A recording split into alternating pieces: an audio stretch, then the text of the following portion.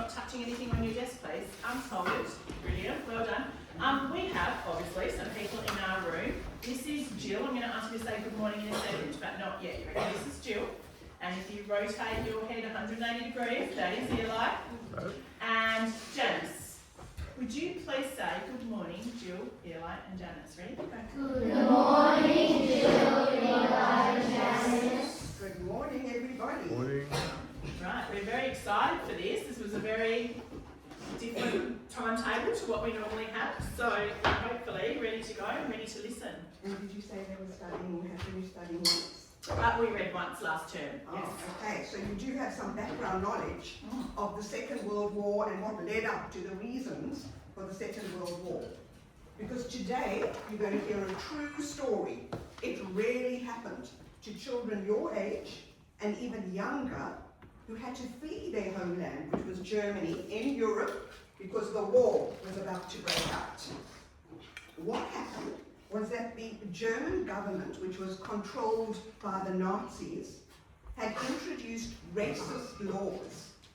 And these racist laws discriminated against people of a particular religion, the Jewish religion. Jewish people were being persecuted. They lost all their rights, their privileges, their freedoms, their expectations as citizens of Germany. Now, that wouldn't happen in Australia. If you are a citizen, you have civic duties and responsibilities which you're entitled to. We also have religious freedom here. You practice whatever religion you have. So, parents were becoming extremely worried about what was going to happen to their children once the war broke out. And we know that happened in September 1939. Back in England, and England was part of the United Kingdom, or the British Isles, which is England, Scotland, Wales, Northern Ireland, a huge rescue mission was mounted to try and save as many children as possible from the clutches of the Nazis. It was given a name, this rescue mission. It was called the Kindertransport.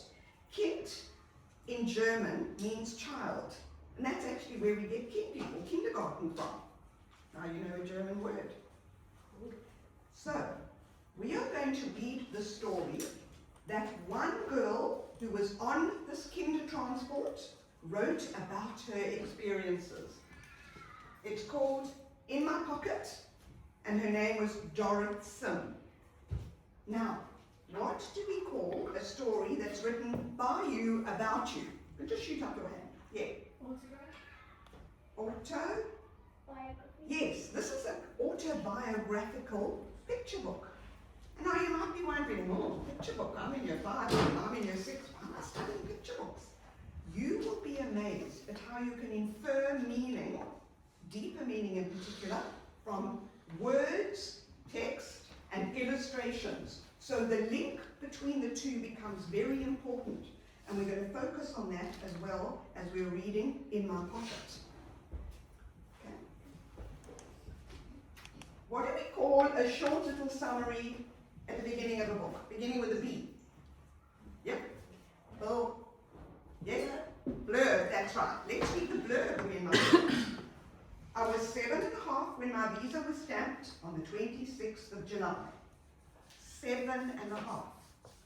Now I must tell you at this stage that the Kindertransport, which was an incredible mission to save children, was only for children. You know, no parents were allowed to go with. So this little girl, Dorrit, 7.5, by herself.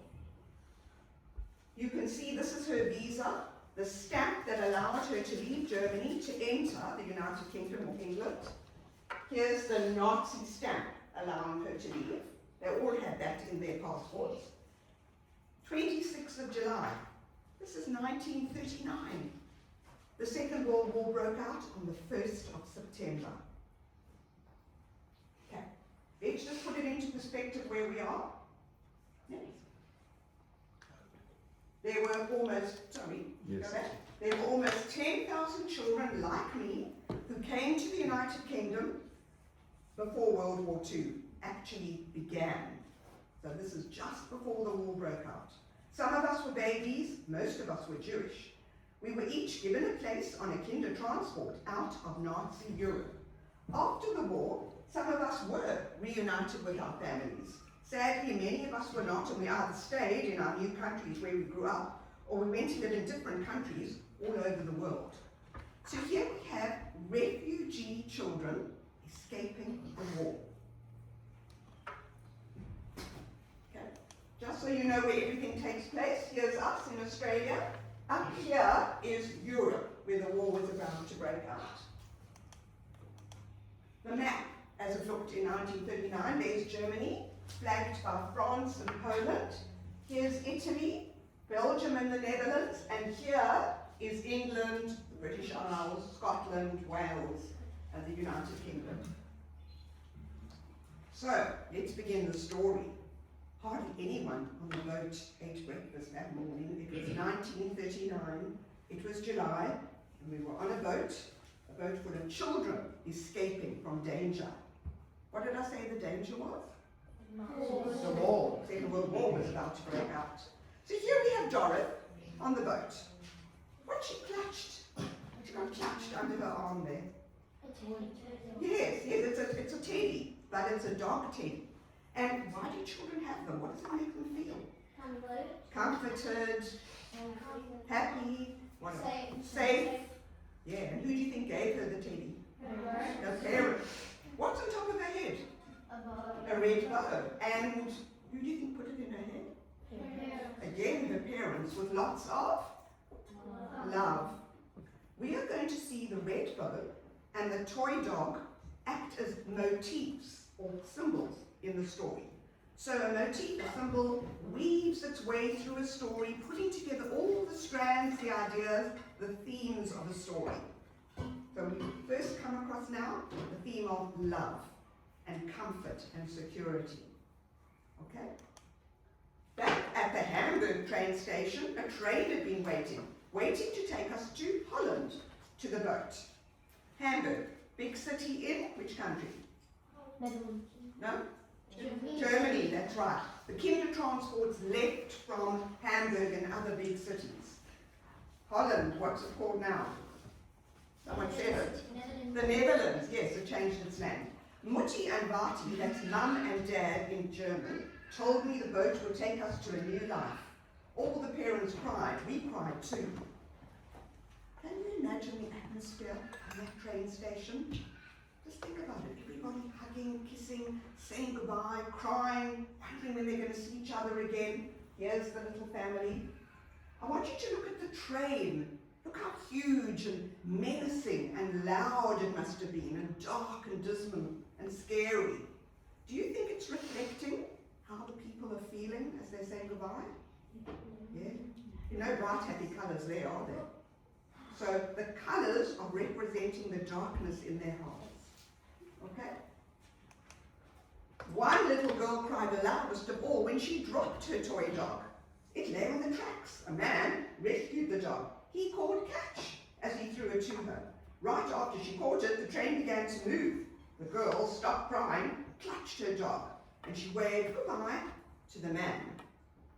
So the little girl is obviously Dorothy herself. But I want you to look at the action of this station man, what he did. What kind of act is it? Kind, you all notice straight away. What's another word for kind beginning with an E? Empathy. So we are going to see kindness and empathy as one of the main themes of the story. People are acting in kind ways all the time. He could have just left the dog on the tracks, but what he actually did was, and was very dangerous, he dropped down between the carriage and the platform to retrieve that toy dog for her. He knew how important this was for her, travelling alone.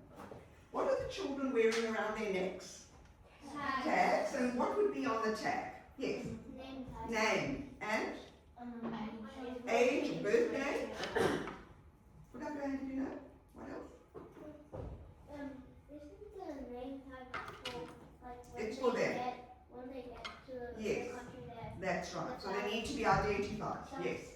Would it have, like, the person who's going to take care of Yes, yes. So their destination and where they've come from. And one more thing, they all had to have beginning with an N.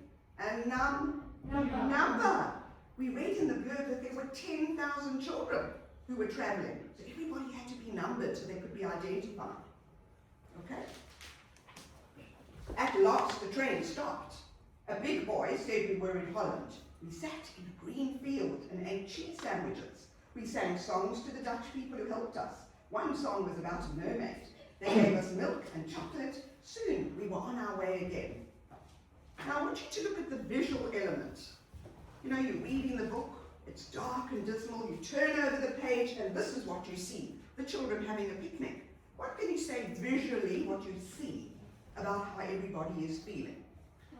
Like they're probably still sad that they're not with their parents, but probably like it's like a lighter mood than what it was before. Yes, and what are those colours of the lighter mood, as we said? Like greens and yellows and Blues, yeah. And what about the expression on their faces?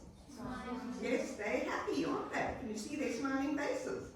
Dorothy feels secure enough that she's actually put down the toy dog. What are our clues that we actually are in Holland, Netherlands? What are they? What do you see? It says so. Visually, what are the clues? What's this? A windmill. And what kind of flowers are these? Beginning with a T. Tulips. Yes, not poppies. Those are tulips. And the green fields of Holland. So those are our visual clues of where we are. Now, it's a little picture book. Why do you think Dorothy actually mentions the food? What would be important about the food? Actually say what it is. Describe. Yeah, why? Why is it described? Yeah. It's like a sign of empathy from the Dutch people. Yes, it is. That's it. But I want to know why she mentions the food. Yes. Probably because like on the train they didn't get like a lot of food, and then she's like saying that she's like really enjoying the food. They are. And what kind of food is it? It's very nutritious food. What actually happened was that Queen Wilhelmina, who was on the throne of Holland at the time, she used to come down to the fields as well to help feed the children, to play with them, to comfort them. And the Dutch people were very kind. They gave them this food when they got off the trains to have their picnics. Okay. On the boat, it was strange sleeping without our parents. Only brothers and sisters knew anyone. In the night, some children got lost. They left their cabins to look for the bathrooms and could not remember their way back. So here they are, trying to do normal, ordinary things on this huge boat that they're on. But this is where I want you to think more deeply and look at the deeper level of text here. And could not remember their way back. What else is it implying? Ah, yes. It was like a really big place. Yeah, we know that. Yes, There's a lot of people on the boat. we know that. It's they can't find their way back home. That's the word, home. That's the deeper meaning. Yes, Is there? yes, yes. So they are lost, literally. They can't find their cabins, but also will they ever find their way back home to be with their parents, be in familiar places where they're not lost? There we have our deeper inferential level of meaning. Okay? Then it was time to leave the boat. We wore name tags around our necks. There was a wooden bridge. Looking through the slats of the sea made me dizzy.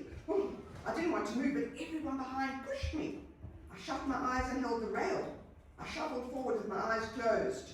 At last my feet touched the ground. That's when I started to cry. So reality has hit. This is it. She's all alone. I want you to look at what she's carrying. What's this? A suitcase. Who do you think packed it? Probably her mum. Dad? What do you think's in it? What would a little girl have in a case?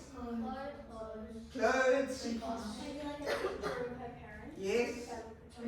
Toothbrush. Like daily essentials. Yes, daily essentials. So, School. practical items like clothing and footwear and toiletries, and as you say, photos. Sentimental items are in this case. It's our first clue that we're looking at a repository, something you put things into. When you need them, suitcase, you open it and you take out. I want you to have a look at what's happened to the bow and the toy dog. Come on, put up your hands and tell me what's happened. Yes. He's holding them. Yeah. So what about it? They're like a bit it was like kind of more on top of her head and heavy And with the dog and like brighter. yeah. And now they're kind of both like dull and like. Okay, so now we need to say why. Why is it portrayed like this? Yes. It's just she's crying. Yes. Yes, and It's like very change. yes, the reflecting how she's feeling. Yes. Kind of depressed. Yes, she is. She's very frightened. She's very sad. She doesn't know what's going to happen. So let's read what does happen. A train stood ready. Someone said it was a British train taking us to London. Many people were there. Some children had friends or family to meet them. Others looked around for help. There were men with cameras and people holding photographs. Those people had promised to take children into their homes. The children would be part of their families until they could be with their own parents again. So, Kindertransport, as I said, was just children. Okay? But it also needed an incredible amount of volunteers. Where were all these 10,000 children going to live? And who was going to take care of them? So they needed funds, they needed volunteers. So, who do you think the men with cameras are? Yeah. Yes, they were porters.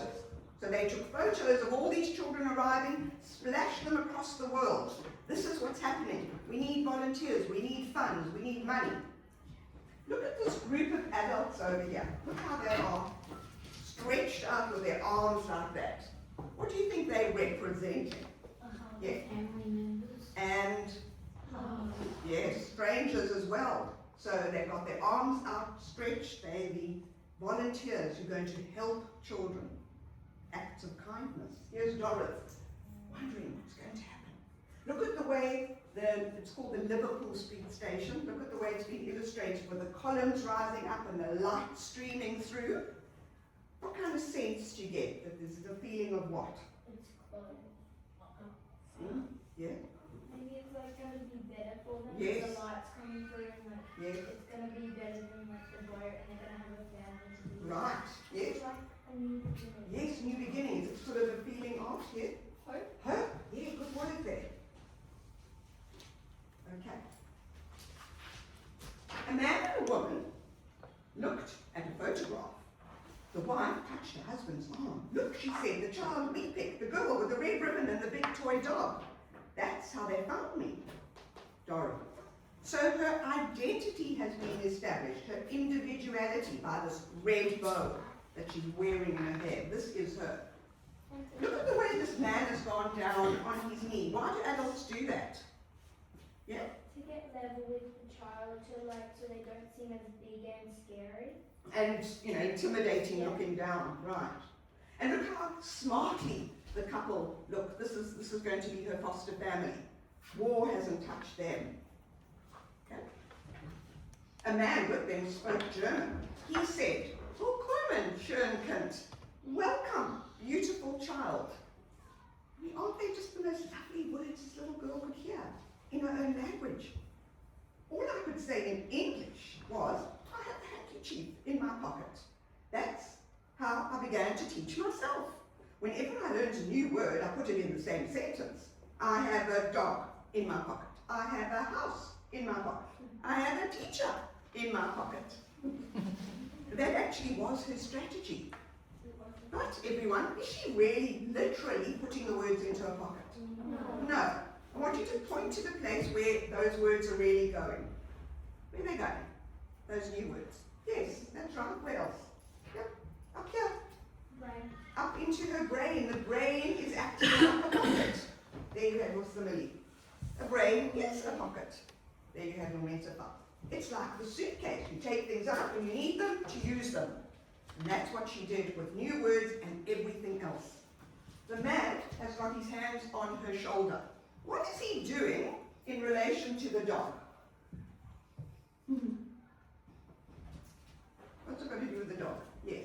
Oh, she won't be ashamed of the dog. Yes, won't be afraid. Look, she does look a little bit scared, doesn't she? So he's trying to reassure her, don't worry. Anybody know what kind of dog this is? Oh, who said that? Did you say that? Yeah. Good for you. Yes, it's a Westie, a terrier, and her name, she was a female dog, her name was Rogie. So, we've seen the man do 3 kind things already. What did he do that was kind? What did he do? They took her in. Yes, well, okay, yes. He went down to her level. Yes, and spoke to her face to face to reassure her. Make sure she wasn't scared of the dog. Dog, and one more thing. Spoke German And he's- to her. That's it, spoke German. Okay. The man and the woman came from Scotland, so that's a country just north of England. Everything was different. Think about that for a refugee child coming to a new place. In Germany, I sat on a little seat on my father's bike. In Edinburgh, where they lived, there was a car and I had a real dog. So, the artist here has drawn the dad on the bike, so huge in the front of the page. What do you think he's trying to tell us about how Dorothy is feeling? Yes. Missing her parents and her dad and the way that the other thing is doing. Yeah, yeah. Anyone want to add? Yes? She's having a memory. Yes, right. They're huge memories. It's so important for her. She's making these comparisons because she's going to get into that car, and it was an Austin 7. You interested? She's still got her red bow. She's going to go and start her new life. Where's that dog? But yeah, where is the toy dog? Still there? No, she has a real dog now. Yeah, She might have like put it away in her suitcase. she probably Because did. in the last page, in this page, Yeah, it's saying, I used to ride with my father on That's his right. bike. Now the bike's gone and she And now- has a car. absolutely. And I Good comparison. and then now I have a new dog, Yeah, so they're all dogs. yes. So the old world, she's leaving behind, and she's going to travel now to the new world and her new life. Okay. In Germany, I couldn't play with the children in our street because I was Jewish. Now I play with my new Scottish friends. Soon I was calling the woman and man mummy and daddy. After all, I called my real parents Mutti and Bati. Now I want you to look at this, everyone. This to me is the most significant page of all in the story. We know, we can see what the children are doing, but let's find meaning in what they're doing. Let's start off. Who's that? I'm kind of happy, They're playing happily. And how do you know? because we can see their smiles. Right, they're smiling. Yes.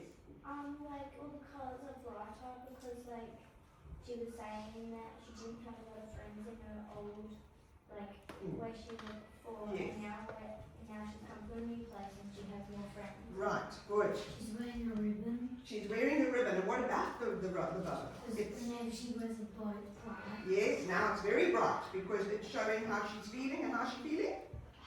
Happy. Yes, one more. She looks kind of like relieved because she's there and she gets to play with other people. Right, good. What else? On that side of the page, the colours are darker. On the other side, it's lighter, and it kind of looks like she's stepping into the lighter side. Oh, you're absolutely correct. Do you see the bricks behind Dorothy are dark, dismal, like it was in the past when she couldn't play with friends? She's got her back to the wall now. She's facing that way, as you said. It's almost like the friends are pulling her along to the bright bricks of the happiness of the future. Okay, what can we say about that? The holding hands, but what can you say? Someone who hasn't answered me. What do you think it means? Anyone? Okay, you answer. It's like because they're like playing together after she didn't play with her friends today. Before. Right, yes, tell me more. It's like the Scottish people have like the Scottish kids have like knew that she had been through a lot, and so they're like holding her hands and like giving her comfort, like and playing with her. Absolutely correct. Do I add something to that? Friendship and kindness. Yes, exactly. So here we have friendship, represented by the holding of the hands. The children are in a circle. This is a circle where she belongs. She's been taken in. She's been helped. She's been in extraordinary circumstances in her life, but they've accepted her. So she gets to feel better by their actions of kindness. The fact that the new parent, she's now calling them mummy and daddy. What does that mean? Trust. Yeah, good word. Yeah. She feels safe with them. Yes, so enough to be able to call them that, but she's not forgetting about her own parents. The new parents, Mummy and Daddy, don't expect her to turn her back on her heritage. That is still very much part of her life. One more? She calls those new people Mommy and Daddy. She didn't call them on her parents' side. No, she gave them, they had the German words for Mummy and Daddy. Because they didn't want to forget. Right, correct. Okay, we are now coming to the last page of the story, and it has what we call an open ending, which means it doesn't just end. Now, I've asked you lots of questions, and your answers have been really insightful and thoughtful, and you've really understood what a refugee child goes through. When I finish reading, I want you to ask me a question. I got a letter from Muti and Bati. We miss you so much. Remember to be good, and don't forget to write to us. This morning we picked mushrooms and thought about you. We hope to be with you very soon. I hope so too. I put Muti and Bati's letter in my pocket, and I kept it and read it every day, even after the war began.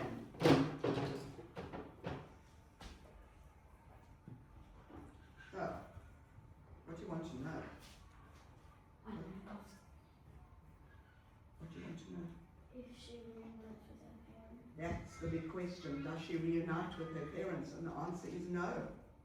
No. You know, the Second World War was a terrible war, and millions of people died in that war. When you read the book once, you understood what people went through during this war, and it took about 4 years for Dorothy to find out that her parents had been killed during the war. So no, she never saw them again. But, just put your hand up and I'm going to explain now. She was lucky. Dorothy and the 10,000 others who were saved on the Kinder Transport in this way were lucky. Kinder Transport was only operational for 9 months, and then the war broke out, and then that was it. It couldn't go on. Dorothy went to live in Scotland with the foster parents, and they were incredibly kind to her.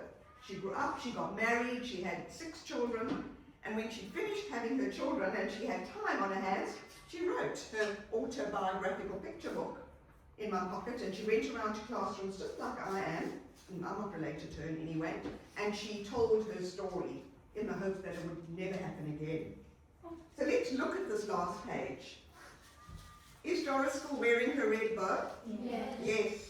Is it different in any way, this bow? Keep it right up. Do you see the difference? She's looking on the other side. Mm-hmm. Looking on the dark side. Yeah. Anything else about her bow?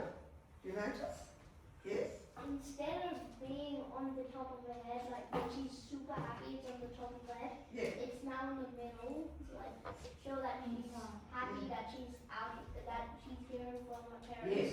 and she's sad that she left them behind. Right. So we have this continuity, everyone, of the red bow. We've seen it right throughout everything that she's done, the hope that she's had, the resilience that she's had to show, and the love.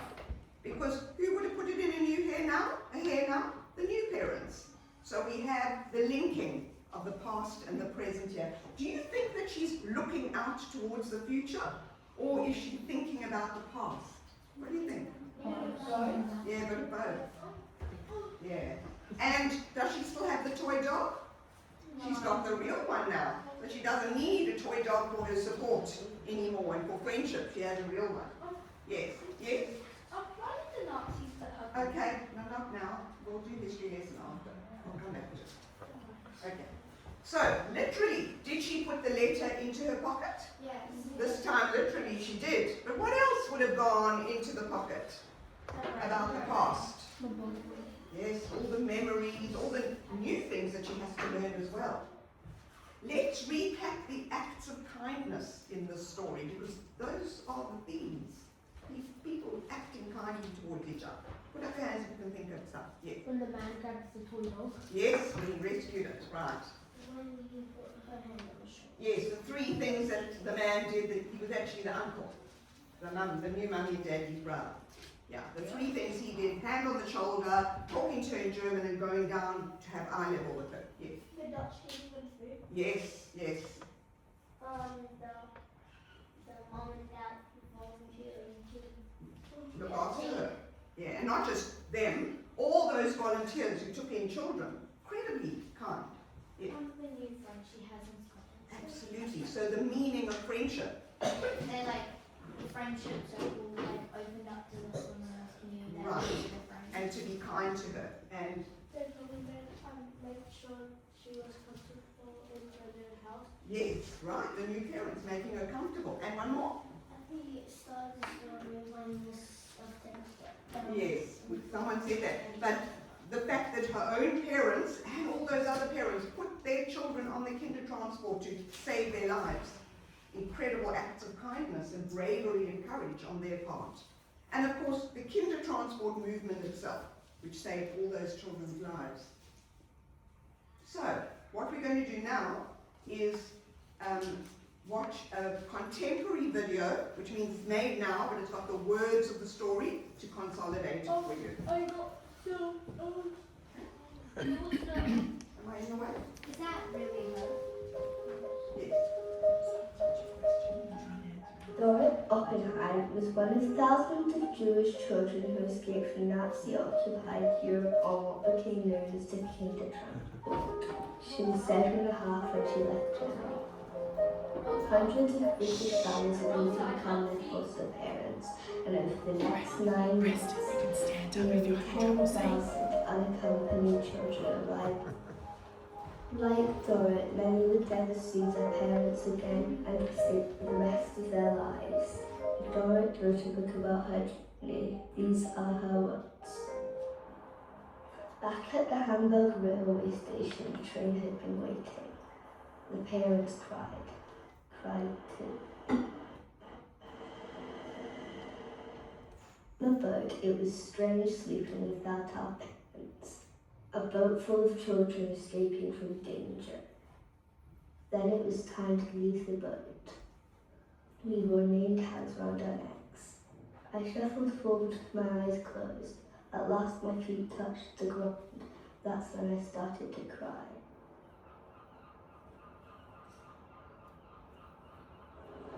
The train stood ready, taking us to London. Some children had friends or family to meet them. Others looked around for help. There were men with cameras and people holding photographs. Those people had promised to take children into their homes. A man and a woman studied the photograph. The wife touched her husband's arm. Look, the girl with the red ribbon and a big toy dog. That's how they found me. The couple spoke English. All I could say was, have a handkerchief in my pocket. That's how I began to teach myself.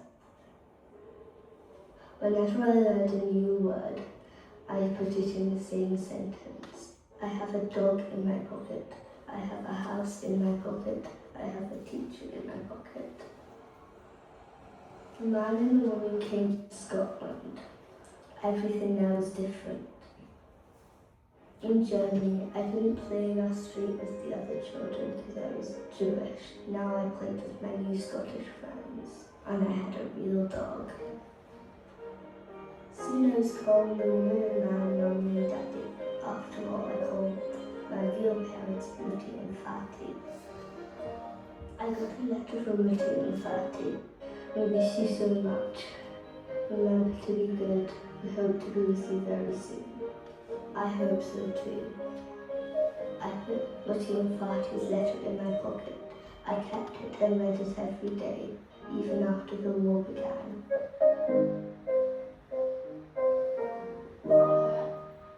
Yeah, that's Dorrit. That's what she looked like when she actually wrote the story. Here she is as a little girl with her red bow, and as a young woman, and as an old lady. She passed away about 12 years ago in Scotland. She was 81. And here are some colour photos that were colorized in our dibbers of her family. Parents were Gertrude and Hans Oppenheim. Here's Dorrit as a baby in her parents' arms, and the city that she was born in was called Kassel in Germany. Now, I'm not answering questions now, I'm telling you everything, okay, for background. Thanks. Here's Dorrit in her classroom. This was before the schools were closed down and she wasn't allowed to go to school anymore, and her parents were able to send her to England. To show you how small, how young some of those children were who were travelling alone on the kinder transport. Here you can see them with the numbers around their necks. That is Dorrit's granddaughter Isla, who posed for the photo when the book was first published. So these are the identity documents that all the children had to travel with all their information on, that you kindly said was on the name tag. That was Dorrit's number, 8725. One of the activities you'll do later is your own name tag as a nod to the story. Remember when I asked you what was in her suitcase that she brought with? Well, nobody would have thought of this. In those days, children were very often given cutlery with their names engraved on it as gifts when they were born. Her parents put some of that into the case there, on the cutlery. Also, her little red ski cap, her dressing gown, and other items that she could carry, and they're all in the Scottish archives now. In case you were wondering what happened to the dog, the toy dog, its name was Droll, and she kept it for a long time, because you can see in this picture, there it is. You know, she's much older. Also, her red bow very much became her identity. This is what we call juxtaposition, when you have two contrasting images next to each other so that you can make comparisons and find similarities. This is a little girl from the late 1930s escaping the Second World War. That's a photo from last year, the Ukraine war in Europe, a refugee child. And this is 85 years ago. Think about that. Right, so this is my challenge question. How long did the journey take that Dorrit and all the other children took? They left Hamburg on the train. They crossed over into Holland where they had the picnic. At the coast they went over by boat to England and then back into a train to London. This part of the journey, how long did it take? What do you think? Hands up if you know. You think you know. Yes. A month? Anyone else? Yes? 2 months? 2 years? Yes. Anyone else? 6 months. No guessing. No one knows. One more. It took 3 days. What? John, you were way off. You know, By 4 Europe is not very big. And boy, did these trains and boats have to move it. Try and get as many children as possible. They were like shuttle services, so it only took 3 days. The photos that got splashed all over the newspapers around the world to publicise kinder transport, get people to volunteer, and to give funds, raise the funds. Let's hear what King Charles had to say. He went to Germany and spoke in their parliament.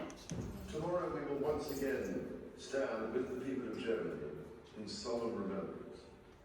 In Hamburg I will pay my respects at the memorial to the kinder transport, which 85 years ago saved the lives of more than 10,000 Jewish children from Nazism and gave them safe passage to new lives in Britain.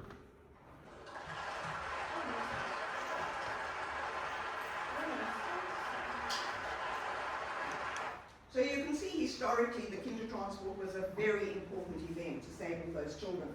The next day the king did go in the rain to the memorial in Hamburg. So a memorial is a statue or a monument. This is the one that's in the heart of London at the station there.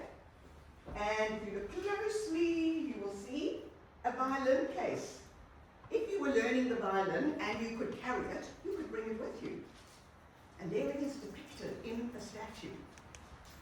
These are other statues around Europe and England where kinder transport left from. And who's he? Of course, you all recognize Paddington, the refugee bear from Peru.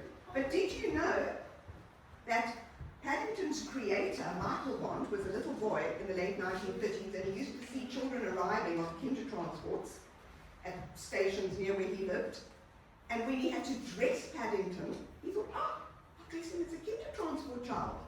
Carrying the little suitcase with a sticker on it, wearing the coat, which is called a duffel coat, with a name tag around his neck and a hat on his head. And that's where it comes from. It is, isn't it? So these were her Doris foster parents, Fred and Sophie Gallimore in Scotland. Here's Doris as a young mum with 4 of her daughters. Here she is when she got married to Andrew, and many years later they went back to Kassel in Germany where she was born so she could see her birthplace. This photo, everyone, this is Doris' family, her descendants, children, grandchildren, all in Scotland When was now. this taken? Not long ago. You save one life and you have created a world, the world of the family. Let's listen to just a snippet, just a short snippet of Doris in a big interview that she made just before she passed away. Can I ask you, Dora, if you had a message for the children who would see this film in a year, in 5 years, in 20 years, what would you hope for them? They need to be brave to stand up to bigotry and not to forget what happened. Your Scottish accent, eh? Not to forget what happened. We went to Scotland last year, myself, and this is her son. We met her family there, and her daughter and her daughter-in-law, and those are her 4 surviving children now. They all live in Scotland with their families. And just a reminder how she pretended to put words into her pocket, into her brain, to teach herself English. Okay, so just leave it on there for the moment. What we're going to do now, everyone, is work towards our art component of today's In My Pocket. Just get comfy. So we've got lots of things to explain. First of all, everybody gets their own free copy of In My Pocket. Oh, Yeah, it's for you to keep. ooh, No? thanks. Okay. So everyone has their own copy. You take it home later. It's to give you the inspiration for what you're going to paint on your own pocket. This is what it looks like. It's made of calico. Please leave the piece of paper inside because that stops the paint from going through to the back. So you're going to look through the book. You're going to decide what's resonated with me. What would I like to paint on my pocket? The idea is to choose something nice and big and bold, but there are 2 things that you have to have on your pocket. First of all, the words in my pocket. Okay, here's some examples. You can choose any font you like, as long as you've got the words. The second thing you have to have on your pocket is a red bow, because the red bow is the symbol of our story. The symbol of hope and resilience and kindness and friendship and empathy and all those words that we picked out when we were talking about the story. So it must appear on your design somewhere. It can be your whole design if you want it to be as well. Okay. We have palettes of paint which we've already prepared, which we'll be giving out to you. First thing you have to do with your pencil is design your story. Sorry, your picture from the story.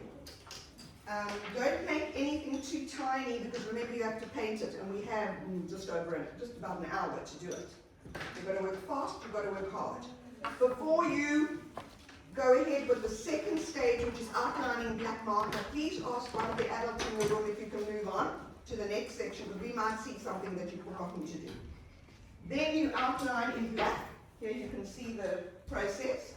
This idea over here is made with your sponge. Everyone's got a sponge, you can see. You also all have a mixing plate, so you can mix your own colours. If you don't like the red and you want to make it a different colour shade of red, use your mixing plate to do that. You will see that you've got a selection of paintbrushes, so thick, thin, whatever. Same with the marking pens, they're thick and thin ones. Okay. This little bowl here has got water in it. This is to wash off your brush so that it's not wet, and we'll also come around and give you paper towel to dry off your brushes. Don't paint with a wet brush. Here we please go and sit down. Preston. Thank you. These are some examples, everyone. We'll leave this up on the screen. I've also got some actual examples to show you. I'll just show you these. This is an idea. There's a train. So you see, it's your interpretation. You are the artist. You interpret how you want it. It's lovely to include the wall. The wall looks fantastic when you include it in your design. So these are actual scenes from the story. But if you want to do elements or symbols of the story, you can do that as well. You can see the main themes of the story are all there, and the main symbols of the story. The dog, the bow, there's a dog. I'll show you, we will come around and show you more. You could do the scene from the picnic. You don't have to have the people. You see how this person interpreted it. There's another one. Alright, so we'll give out what you Just need now. Jill, Yes? the class. Oh, sorry, the class photo. We'll take class photos at the end of everybody showing their pockets. We'll do that in exactly 1 hour. You can see some fantastic pockets. You will be amazed at how creative you're going to be.